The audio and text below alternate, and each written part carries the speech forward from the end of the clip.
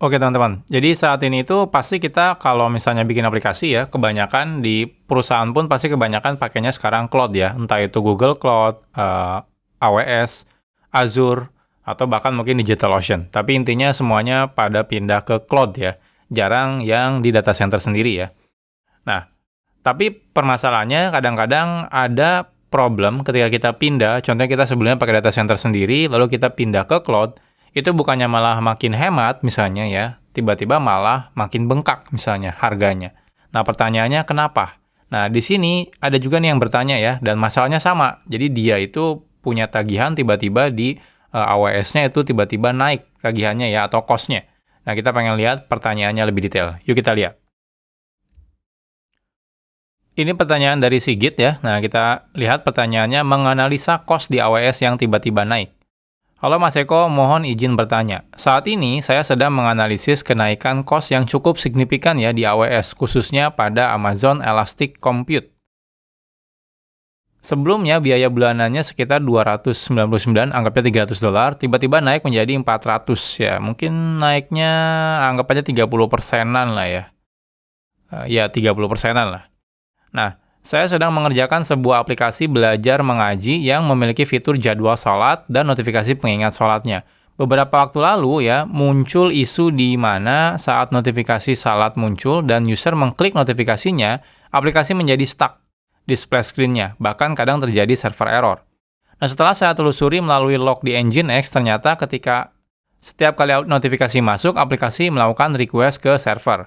Tepatnya ke beberapa endpoint API yang berada di splash screen dan homepage. Belum bisa dipastikan kalau ini adalah trigger dari user yang mengklik notifikasi atau hit API jalan dari background aplikasi ketika masuk notifikasi. Nah, saya menemukan bahwa dalam rentan waktu sekitar jam notifikasi terjadi lonjakan traffic hingga 14.000 sampai 15.000 request ke endpoint yang sama. Total ada sekitar 5 endpoint yang dihit secara berulang. Case ini hanya kena di production. Nah, saat ini jumlah user aktif mencapai lebih dari 10.000 ya. Untuk meminimalkan potensi blocking di sisi user, saya harus melakukan beberapa optimasi. Pertama, beberapa endpoint yang mengakses DB dan bersifat statik, saya pindahkan menggunakan Materialize View PostgreSQL. Nah, saya juga sudah memaksimalkan jumlah connection pooling ke RDS Postgre-nya, saat ini sekitar 800 koneksi. Nah, rencananya saya juga ingin menambahkan Redis untuk caching di beberapa API tersebut.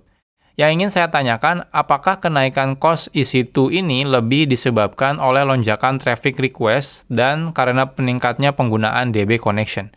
Nah, di dashboard AWS, saya melihat bahwa pada jam-jam notifikasi, I/O di EC2 meningkat cukup tajam. Nah, apakah ini berkorelasi langsung dengan cost? Apakah saran dari Mas Eko terkait cara menganalisis cost ini lebih dalam? Dan langkah apa yang sebaiknya saya ambil ke depannya agar bisa lebih efisien? Terima kasih. Nah, ini sayangnya tidak tidak memberikan detail tagihannya. Harusnya sih di dalam tagihannya itu dijelaskan ya. Ini tagihan, contohnya ada tagihan kan $400, itu dijelaskan ini tagihannya dari mana aja. Dari EC2-nya berapa, dari RDS-nya berapa, dan lain-lain. Nah, di sini ya, EC2 itu kan sebenarnya mirip kayak VM ya. Jadi sebenarnya harusnya itu akan selalu fix. Fix itu gimana maksudnya? Fix itu adalah kalau misalnya kita sewa satu VM di EC2 gitu ya, Elastic Cloud Compute, lalu misalnya tiba-tiba udah jelas gitu ya pricing-nya, satu VM itu 1 bulan berapa.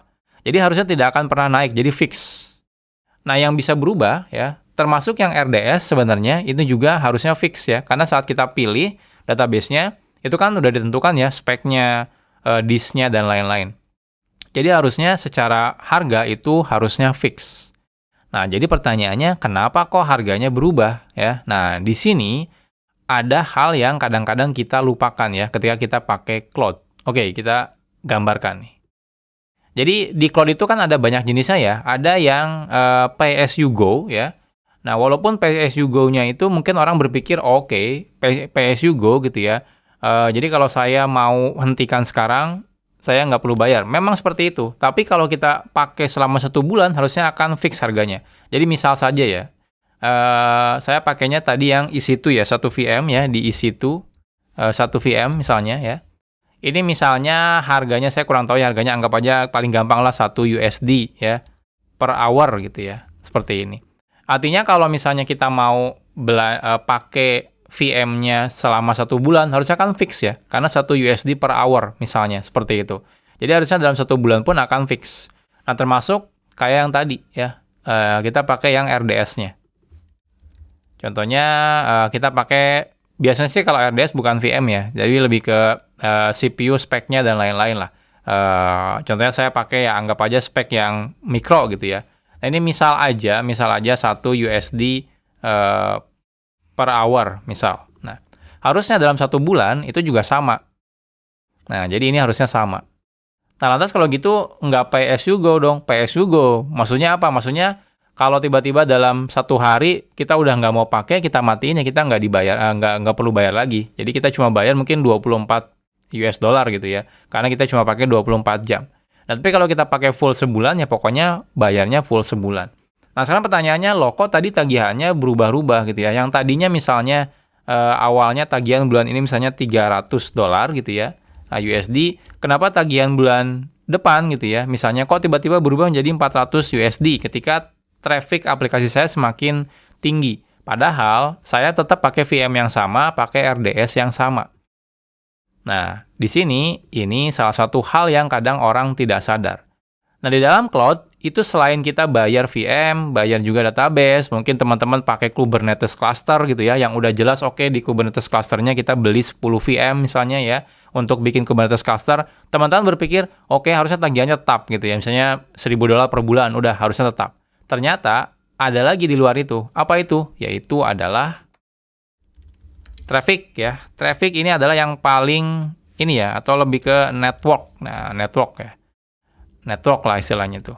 Nah, ini adalah tagihan yang kadang-kadang tidak terbayangkan ya. Saya juga dulu sempat mengalami ini. Jadi tagihan network itu juga teman-teman harus perhitungkan. Karena apa? Karena network itu tidak jelas tagihannya ya. Kenapa? Karena ya balik lagi ke aplikasi kita. Semakin tinggi trafficnya ya untuk networknya, maka semakin mahal. Biasanya network itu mungkin harganya per gigabyte, mungkin berapa sen per gigabyte gitu ya. Atau berapa puluh 1 dolar per berapa puluh gigabyte misalnya dan lain-lain. Jadi ini tuh artinya dia bisa berubah-ubah terus. Nah, harusnya ketika teman-teman lihat ya tagihannya, teman-teman bisa breakdown tuh tagihannya dari mana aja. Saya dulu sempat ya setup server Elasticsearch ya waktu itu. Jadi, nah ini juga perlu teman-teman perhatikan ya. Ketika teman-teman misalnya, oh gimana kalau dari VM ini connect ke RDS, ini kan pasti dia kena network juga. Nah, selama dia tetap di di data center yang sama, harusnya dia tidak akan kena tagihan. Tapi ketika dia keluar dari data center, nah itu jadi tagihannya. Jadi ada tagihan yang namanya itu network masuk ya, dan juga network keluar. Nah, jadi kalau kita punya data center ya, kita pakai data center AWS contohnya atau Google Cloud, ya lalu kita bilang pakai Singapura gitu ya. Nah, tiba-tiba ada request dari luar dari luar data center, contohnya kan dari internet ya. Teman-teman saya buka website, bikin website kan otomatis dari luar. Atau teman-teman misalnya request ke payment gateway kah, request ke mana. Nah, itu kan network ya keluar dari data center ini. Nah, ini bayar ya. Semakin tinggi ya data yang ditransfernya, semakin besar, ya otomatis bayarnya semakin besar juga. Nah, contoh yang paling simpel adalah teman-teman bisa lihat deh, kalau teman-teman pakai contohnya ini ya, S3 ya, simple storage ya, atau Google Storage, itu juga sama. Teman-teman mungkin mikir, kok murah banget ya, kita nyimpan file di sana cuma berapa sen per gigabyte misalnya. Nah, tapi teman-teman harus tahu kalau ini ada tagihan yang namanya network ya. Jadi ada tagihan network masuk ya, dan tagihan network keluar. Seperti ini. Dan yang paling mahal otomatis network keluar ya. Karena kan contohnya teman-teman ini gambar video, kalau ada orang yang banyak sampai puluhan giga, ratusan giga, bahkan terabyte gitu ya, data transfernya di sini, tagihannya pasti bakal bengkak juga. Jadi pengalaman saya sebelumnya, saya pernah setup Elasticsearch ya. Nah, ini juga hal yang agak konyol ya waktu itu. Jadi saya punya Elasticsearch ya. Jadi Elasticsearch berapa VM gitu ya. Contohnya di sini ada 5 VM ya. Jadi ini ES1, lalu saya bikin lagi, di sini ada ES2 gitu ya. Lalu saya bikin lagi, di sini ada ES3. Lalu saya bikin lagi, anggap aja saya mau bikin 5 Elasticsearch ya. Jadi 5 kayak gitu. Ini ada 5 gitu ya. 5 dan ini 4. Nah, agar high available ya. Nah, saya pengen data center nggak di satu data center. Saya kurang tahu namanya apa ya? Region kali ya. Region atau apa ya. Jadi anggap aja tetap di Singapura tapi beda apa ya? Bahkan kalau di Google Code tuh ada yang A, yang B. Itu saya agak lupa region atau apa gitu ya. Ya anggap aja tetap di Singapura tapi anggap aja ininya beda gitu ya. Lokasi fisiknya gitu ya. Tapi tetap di Singapura gitu ya. Jadi ini akhirnya yang di setup adalah, oke, ES1 di sini, ES2 di sini, ES3 di sini, ES4 di sini misalnya, dan ES5 ada di sini. Nah, tapi 5-5-nya ini saling terkoneksi ya. Jadi ini terkoneksi ya. Jadi semuanya terkoneksi lah satu sama lain. Nah, ketika muncul tagihannya ya, tagihannya itu kan saya berpikirnya ya harusnya fix ya. Contohnya kalau saya tagihan satu ini adalah anggap aja $1.000 misalnya, jadi total 5 harusnya $5.000 gitu ya. Tapi ternyata pas keluar tagihannya, itu tagihannya sekitar 2 kali lipat ya, anggap aja 10.000 USD. Nah, ketika kita breakdown ya, ternyata tagihannya itu adalah anggap aja 5.000-nya itu dari VM ya, untuk yang 5 VM itu, dan ternyata 5.000-nya itu adalah networknya. Jadi, bayar networknya itu hampir sama dengan bayar VM-nya. Karena saking trafficnya tinggi sekali waktu itu saya setup Elasticsearch-nya. Nah, akhirnya di sini kepikiran, wow, berarti ini walaupun memang kita pengennya high available, tapi kalau cost-nya nggak masuk akal kayak gini, ya udah deh mendingan di satu region yang sama aja dulu ya untuk saat ini, karena memang kebutuhannya tidak sekrusial itu. Nah, jadi teman-teman juga nanti harus diperhatikan nih ya.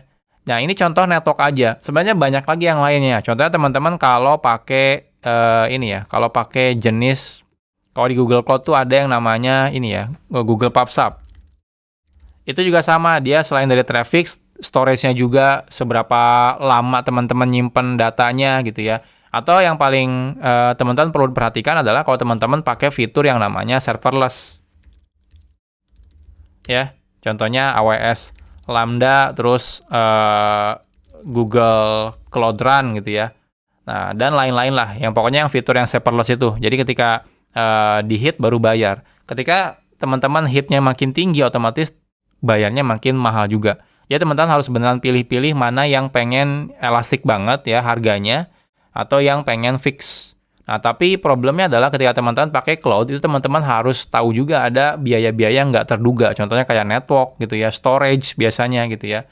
Dan juga auto scale-nya, itu juga hati-hati. Kalau teman-teman ini VM-nya ada auto scale-nya, teman-teman contohnya otomatis auto scale gitu ya, nambah 2, 3, 4, tapi setelah traffic-nya turun dia berkurang lagi, itu juga teman-teman perlu perhatikan. Jadi nggak bisa tuh di awal kita berpikir, oh $300, berarti harusnya tiap bulan akan $300. Nggak bisa. Kalau di cloud teman-teman harus benar-benar tahu gitu ya, aplikasi teman-teman tuh pakainya apa aja. Terutama yang tagihannya bakal berubah-ubah terus adalah bagian network. Ya. Nah, jadi seperti itu.